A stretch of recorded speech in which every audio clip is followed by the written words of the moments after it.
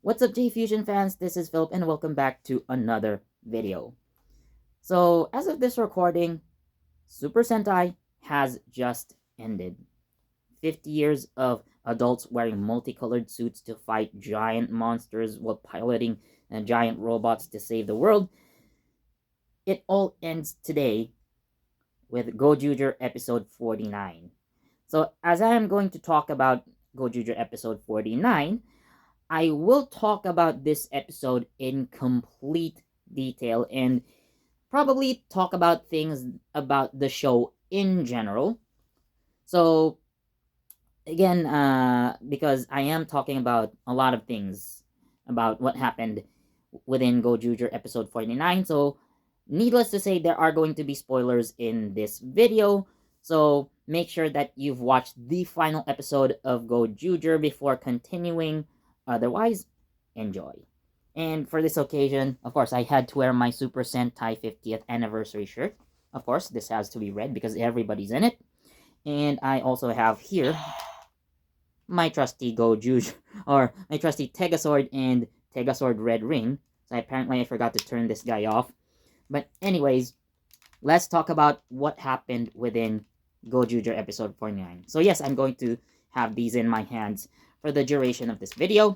So, picking up from where we last left off at the end of episode 48, so Duralex said Lex, or Lex for short, aka the boss of the Calamities, after having Thanos snapped most of the Gojugers and Mashiro having to sacrifice himself in order to defeat Lex, Hoeru is left as the winner of the universe battle through technicality. And of course, Hoeru doesn't want any of that. But before Hoeru can even think of what he wants to wish for, Fire Candle appears, challenging Hoeru for one last battle. And having acquired the powers of Vidar and some from Lex, and to power himself up, so Fire Candle challenges Hoeru one more time. So, you know, if let's say Fire Candle wins, then he gets to have his wish. So, of course, the two battle, and let me just say again, Fire Candle's like powered up form. So while it does look like a monster, maybe having incorporated some of his robot's parts into the suit. So looking at Fire Candle's helmet for this version, like it does have like Sentai-ish elements to it, like a Sentai-like visor and mouth, I guess. So it actually looks cool, in my opinion. But yeah, I do like it in general. So again, Hoeru and Fire Candle battle.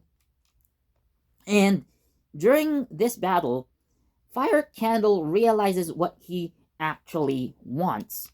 Now, in the past couple of episodes, I guess, so we know that Fire Candle's wish, or at least what he thought, what he wanted, was to make a world for, the No.1s to exist. So basically, he wants to destroy the world so that the No.1s can take over and they could live a happy life. But in the end, Fire Candle realizes what he truly wants is to battle Hoeru for eternity. So if he wins this number 1 battle, Fire Candle would just make it so that he and Hoeru would fight endlessly. So in the end, that's what he really wants. And in the middle of this battle, so Kuon appears, still in his sword form, but apparently he could turn back into his human form. So, like, you could have just done that in the previous episodes. So, I guess, I don't know, like, they had to wait until the final episode to do this, but yeah, he does so. And Tega June and the Goodiburn come back during this scene, so to help out as well. So Tega June lends her power to Kuon, and he transforms into Garyudo one more time, I guess, at least to help Hoeru. So uh, Bouquet, Shining Knife, and Sweet Cake also, appear to help. And then Hoeru finally makes his wish. So, in a previous video, so before I tell you what Hoeru actually wished for, now I did I did try to guess what Hoeru wants to wish for. So I did say that Hoeru wants to, bring everyone back. Although, like how I interpreted it was wrong, like a complete reset, as if the No.1 battle had never happened. So that part was wrong. But I was, I guess, I was right, or I guess we should have seen this coming. So Hoeru does want everyone back. And what does he wish for? He wants to restart the No.1 battle, specifically the universe battle, the Sentai Ring battle. Because, again, going back to what happened in episode 48, so yes, Hoeru won by technicality, but he never got to fight anyone fairly. So he realizes that if he were actually to win anything, so he wants to do it the right way by fighting each and everyone. So with that said, so like so the cheerleader, like the masked cheerleader suddenly appears and declaring Hoeru's wish. Okay, this is your wish. It's a really funny thing, but it's also awesome. And of course, Hoeru's wish is granted, and the rest of the Gozyugers come back. So we do see Rikuo, Kinjiro, and Ryugi, and then Sumino just appears out of nowhere. So yeah, superimposed Kohaku Shida. So I guess Maya Imamori had indeed finished, filming Gojuger up until the final episode, but again, things have happened, and Kohaku Shida had to replace her, and yeah, that's what it is. So, you know, obvious Photoshop or edited into a background is obvious. But nonetheless, so the five Gojugers come together to fight Fire Candle. So, of course, like, they use all their attacks against him. And, in the middle of that battle, so Mashiro also comes back. So, again, it makes sense, given that Hoeru wanted everyone to come back. So, of course, Mashiro does his finisher, and with all six Gojuger attacks combined, so Fire Candle is defeated. So, uh, so Hoeru, or rather Fire Candle, sorry. So Fire Candle, like, okay, like, I lost. Finish me now, or finish me off now. Hoeru comes in and says, like, I've been fighting to, keep my daily life. Fighting everyone has become my life, ever since this battle started. And I want you to be part of my daily life. So instead of finishing off Fire Candle, Hoeru actually offers his friendship to Fire Candle. Like, I want to fight you, but you're also my friend now, So he tries to, extend his hand, so making handshake, and then Fire Candle collapses. But he's still alive, don't worry. So he just, passed out from the battle. But yeah, that's what happened. So, uh, so everybody turns to Mashiro like, wait, aren't you dead? So, Mashiro says, like I am physically, but now I'm reborn as a god completely. So yeah, he proves it by like floating around and whatnot. So yes, what actually also happened in this battle? So a lot of course, one of the abilities that Fire Candle had gained by consuming the powers of at least two calamities. So he was also able to summon like again foot soldiers to help him in battle. So what happened in the middle of this? So five former universe senshis, actually four of them are former universe battle warriors, and one is actually new to this scene. And this guy should have been a universe senshi the moment he first appeared. I'll talk to you guys about that in a second. So the former universe warriors that we encounter. So Pokonatsu. So he's actually like the very first universe warrior that we seriously have seen participate.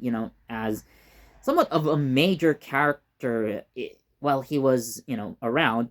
So he's back as Don Momotaro, of course. So we also see Shoko, aka the Red Racer Universe Senshi. So like the Bakugami family maid. So she also comes back to aid her master. We also see Gaia Todoroki, aka Gaored, and we also see Kinjiro's best friend as New Ranger. So they return as Universe Warriors to help out the Gozyugers in the final battle. And considering that at this point, Hoeru has decided to restart the number 1 battle again, the ring battle. So they also get back their rings. Now, for the 5th member, Sekimoto Kazu is now the universe uh, Aka Ranger. Again, he should have been Aka Ranger like way back, I think, episode 20 something. So he was, if you remember, he was in possession of the Go Ranger ring, but he never used it to transform. He just passed it to Hoeru. In episode 39, so during that clip show, so he did. So after realizing you know, what the Sentai rings can do, like, oh, like, you know what? I should be like Aka Ranger. Like, he does take the Aka Ranger ring for himself. Like, you know what? I want to have this. I want to turn it to one too, but he doesn't actually transform. But now he is officially Universe Senshi Aka Ranger, which should have happened a long time ago. And like, it was one of the best scenes in the show, if you ask me. So the five of them, like use their skills again. Like they help clean out all the mess, while the Gozyugers focus on again, like they focus on Fire Candle. It was a really great battle in my opinion. So yeah, so again, the day is saved and Hoiru gets his wish. So after this battle, we skip a year later. So we see Hoeru carrying a bag and he returns to the park, you know, in episode 1, where he was talking to Nataya Hando. But yeah, so he sits down, uh, and then Mashiro and Goodburn appear. So while Mashiro and Hoeru have a conversation, so Goodburn says, like, I'm gonna go patrol and, check out if there's anything wrong happening. So that's what Goodburn does. So apparently, well, of course, as Hoeru wanted to reset the battle, so apparently what's inside Hoeru's bag was all of the Sentai rings that he had gathered, and it turns out that he had won the Sentai or the ring battle once again. So we do see all of the Sentai rings in his possession, including the other Gojuger rings. But so as he was having a conversation with Mashiro, so apparently there are like wishes that were granted, even though like the other Gojugers had lost. So particularly, so I'm gonna start off with Sumino. So uh, while it wasn't through winning the battle, I think uh, Mashiro having gained godly powers, so like he took care of that wish. So Otto regains her consciousness, and she and Sumino like go on a trip together. Now you would notice that in this shot, so we see Sumino and Otto at a beach, and yes, so we just see Otto and Sumino, having fun on the beach, and it's still Kohakushida playing Sumino. So, they just went along with, Sumino's face not changing back. Again, they cannot bring back Maya Imamori anymore. So, uh, again, like Otto just never questioned like why her sister's face had changed. Like she was acting as if Sumino always had that face, so like she never questioned why, what happened, but they just had fun and tried to like regain all the time that they had lost while Otto was unconscious for many years. And you know what? Like I was thinking, since that they brought back a lot of, or at least some universe warriors for the final battle, like I think Otto should have been brought back, give her the Shinkenger ring once again, and she could have helped her sister, fight. Uh, but no. So they just, woke her up from the coma, and, well, at least Sumino still got her wish in the end. Now, as for Rikuo, so we know that Rei Gushima had also been battling some sort of sickness, which he probably wanted to, recover from by making a deal with Bellum and trying to absorb as many lives as possible.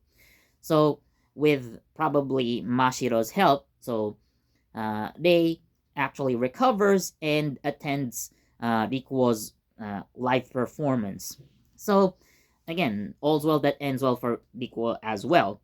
And as for Kinjiro, again, he lost this battle once again, but he is still able to retain his youth. Probably he still has to consume eggs to stay young, so he does balance his life as a teenager and a grandfather at the same time. Um, so yeah, it's still the young Kinjiro that we see. And as for Ryugi, well, it's not really clear, but what happened is, so like he now plans to have like the Tegasword Cafe as like a franchise all across Japan. So plans are apparently underway. So you know, I guess that instead of like having a religion based around Tegasword, so uh, Ryugi decides to open up like Tegasword cafes all around the country. Well, like he's still serving Tegasword sama as, a loyal servant. So again, all's well that ends well for the Gojugers. And, so Hoeru also comes back to the Tegasword cafe, and so this time his wish is so ridiculous. So he brings in, or rather, Mashiro was carrying it for him. So apparently, what Hoeru wished for was a ton of hot dogs on a stick. So, uh, so like the type of steak that you saw at the convenience store back in episode 1. So Hoeru wanted that, And then Saori, the owner of the apartment, so tells him, "Oh, so you wished for a ton of hot dogs instead of wishing for your unpaid rent?" Like, yeah, I'll get to that. So Hoeru does. So it is also a funny scene. But yeah, well, of course, Sumino wasn't there, so she was still on a trip with Otto. So Kinjiro decides to take photos of Hoeru and send it to Sumino, like, "Hey, Hoeru's back." So again, in the end, it's still a happy ending for the Gozyugers in one way or another. And on the bright side, right? So, like, they all get together. So, uh, at the base, yeah, even Kuon is there, still in his sword form, apparently. But while Tegajun says that you know coexisting with the humans can be difficult, but they will find a way to, I guess, coexist peacefully. And Fire Candle says, like, "Nah, I'm hopeless." And the rest of the bride, and especially Bokeh, like, "We still think of you as our ally, as our friend." And Fire Candle, like, touched by their actions, says, "Yeah, I think so too." And for Fire Candle, so he still also gets his wish, like, they are well, they are probably done with taking over the world thing, or like destroying the world. But again, they probably would try to find a way to peacefully coexist with humans. And yeah, uh, again, that's about it for Gojuger. So the final episode. So yeah, especially with Sumino, like, definitely things didn't feel right there. Who knows? Maybe things could have been different if Maya Imamori was never removed from the show. But again, as for the ending in and of itself, it was good in general. It, you know, it was a happy ending for everyone. And of course, at the end of the episode, usually you would see like a hand off, or a passing of the torch to the next Sentai, but uh, rather this didn't really happen.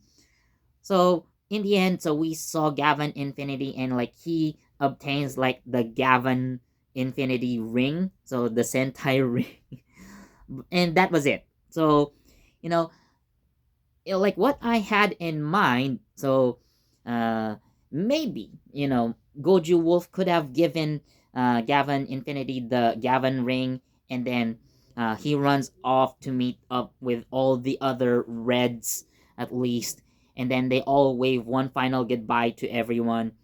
That's what I was hoping for, but uh, it didn't happen.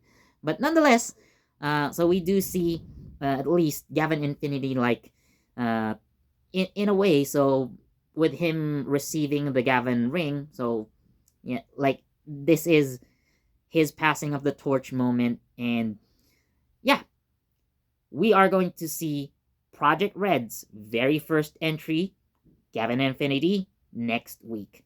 So, anyways, overall, what I thought of Gojuger episode 49, again, it's definitely the Sumino scenes that didn't feel comfortable in my opinion, but the rest, like, again, at least everybody had a happy ending. Remember that the main point of the number 1 battle is for all of the participants to get their wishes, and at least with our main characters, the Gojugers. So they all got their wish in one form or another. So, you know, in the end, it is a happy ending. They were able to save the world, and yeah, all's well that ends well. So I'm gonna give Gojuger episode 49 a 4 out of 5. Now, as for the series in general, again, if it weren't for Maya Imamori's removal from the show and things that happened that kind of ruined a lot of the later episodes, like forcing Kohaku, like superimposing Kohaku on scenes where Maya should have been. Like, again, it didn't feel right. It didn't feel natural. I guess it would have been more costly and time consuming for Toei if they completely reshot scenes where Maya had already finished filming, and especially in the team up movie, you will see those heavy edits, by the way. So apparently, Maya had, shot that as well, but I guess, again, like on Toei's part, it would have been much more time consuming and costly if they reshot everything from scratch just to include Kohaku in the shots. I get it, but yeah, it just doesn't feel right. So overall, like, as the final entry in the Super Sentai series for now, so Gozyuger overall also gets a 4 out of 5 from me. Like, the concept is there. Like, it's an interesting concept, like the Rangers actually not being a complete team. Like, they had to fight each other for what they want, and having like other participants, aka the Universe Warriors, join in. And then we also have like other threats like the Bryden, the Calamities. So overall, it is an interesting show. It's still something that, at least personally, it was worth the watch. It's definitely not perfect, especially again with what happened behind the scenes. But yeah, it's still overall something that I enjoyed watching. So with that, Super Sentai comes to a close. So, anyways, thank you so much for watching. So, definitely, I'm gonna talk about Gavin Infinity when it comes out next week. So, stay tuned. So, anyways, thank you for watching. And as always, please do leave a like, comment, share, subscribe, and don't forget that notification bell so you get the latest from JEFusion. This has been Philip, and I will see you in the next video. Actually, just to close this one,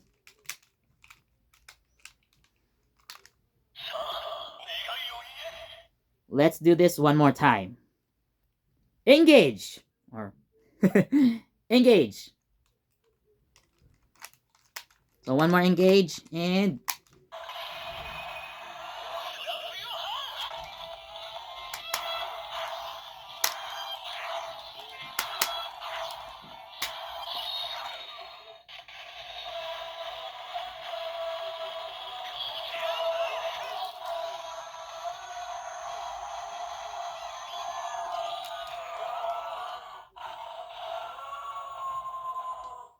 so thank you for watching, and I'll see you with Project Red.